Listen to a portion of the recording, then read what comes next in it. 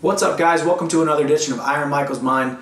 Today I wanted to talk to you a little bit about coming back from a loss, something that I have definitely dealt with in the last couple of years of my career.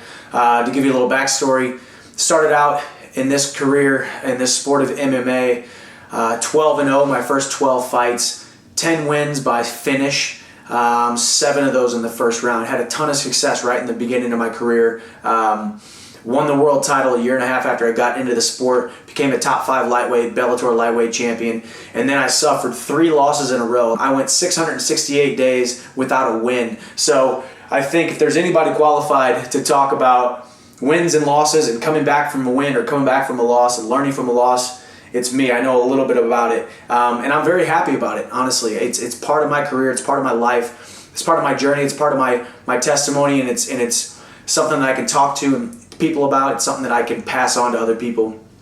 I think the first thing about it is remember why you started. You know, when you're in that valley, when you're down in the dumps, when people are saying negative things and oh, he lost it, and oh, he wasn't the fighter that we thought he was, and this and that, you got to stay built up, and you got to remember why you started. You got to remember why you love the sport. You got to remember what you enjoy about it and why you're doing it. I know for me, the reason I fight might not be the same reasons a lot of guys fight, but I know my reason. I know my calling on my life and the reason I'm in this sport. And I constantly rehearsed that to myself and remembered that it's all about success, not perfection. I think I did try to be too perfect. I think I did buy into, you know, I'm the champion and I got to be perfect and I got to perform a certain way and I got to finish everybody and I got to fight this way and I got to do this and I got to do that. When really it's not about perfection, it's about just having success. Some of the greatest fighters of all time, George St. Pierre, Anderson Silva, you know, even right now, Demetrius Johnson is on a terror, and he's the #1 pound-for-pound guy in the world, in my opinion. He's a phenomenal guy to watch. He has losses. It's about success, not perfection. If you try to be a perfectionist, if you try to hang your head on every single misstep that you have, every single flaw that you have, every single subpar performance that you had, you're going to find yourself spiraling downward in a negative way. And that leads me into the second thing. When you have a loss, when you have a bad performance, when you have a bad day at the office where you pitched this idea and this was your opportunity to climb the ladder, to possibly get that promotion, and it comes crashing down, don't spend too much time beating yourself up about it. Guys, I had some performances in which I was very, very not proud of, not happy about. I can be a little bit of a perfectionist if I'm completely honest with you, and I played those things over and over in my head, and I had to get out of that. I had to look at the things I did wrong. I had to console with my coaches, console with my mentors, my wife, my family, and obviously bring those things to light, accept them and say, write them down, write them on my mirror in my bathroom, and write them in my journal, and say, hey, I'm not going to do this again. Hey, I'm going to focus on doing this better. Hey, I'm going to get better in this area. You can't sit there and dwell on all these losses and all the things that you did wrong, because what you do is inside your brain, when you replay them, just like I'm about to talk about your mental highlight reel, all the things that you've done well, if you replay those things that you did wrong, if you replay those missteps, if you replay that time that you hurt that person, if you replay my bad performances, if I replay those, I'm giving my brain negative fuel to fuel that negativity, and it will continue you on that downward spiral. So, you know, after a game, after a wrestling match, after a fight, after a bad presentation at work, after you don't get that promotion, spend 20, 30 minutes writing things down, seeking wise counsel, asking, hey, what could I have done better? Where could I improve? But don't spend too much time, 20, 30 minutes.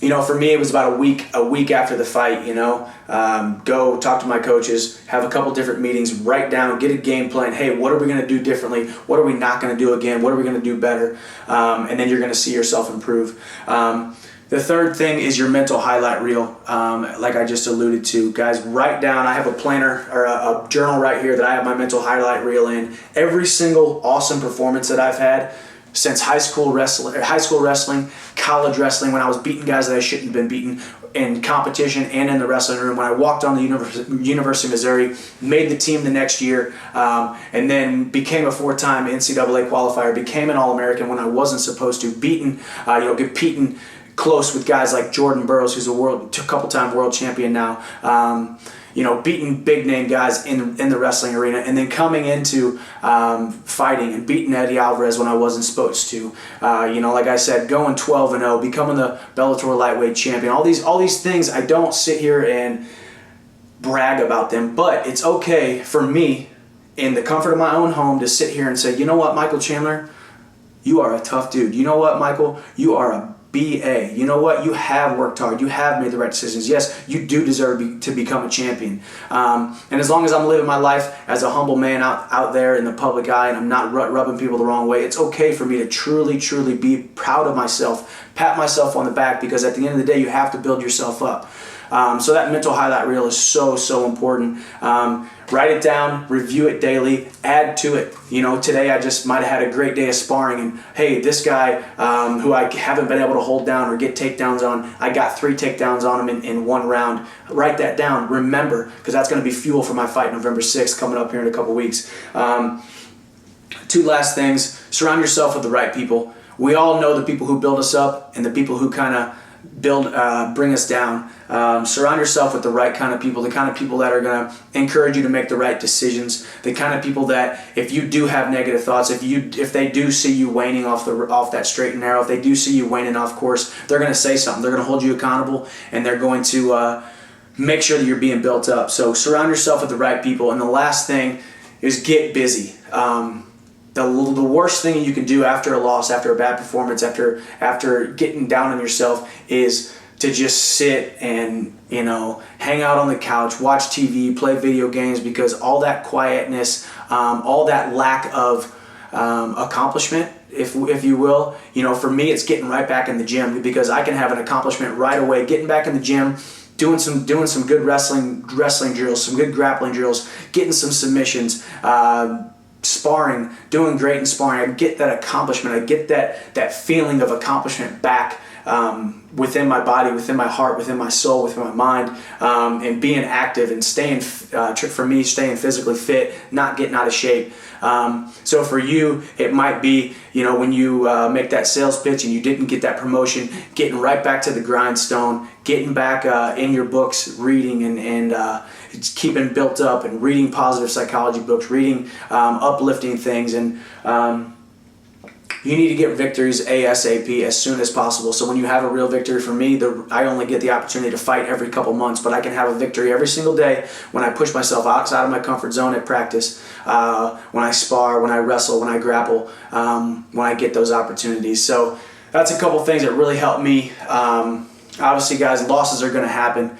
And I always say I'm not defined by my wins and my losses. I'm defined by how I come back from adversity. I'm defined by the way I make you guys feel, the way I make my fans feel, the way I make the audiences feel at those fights. And that's really what I'm here to do. And I'm here to put on a great show and prove to people, no matter where you are, no matter where you have been, people can change, and they can change dramatically. I'm a better man, a better fighter, and a better competitor because of what I had to go through those 3 losses during a 668-day stretch. So no matter where you are, just keep believing the good things are right around the corner. I appreciate you guys. This is another episode of Iron Michael's Mind. Make sure you check out michaelchandler.com for more resources. You guys have a great day.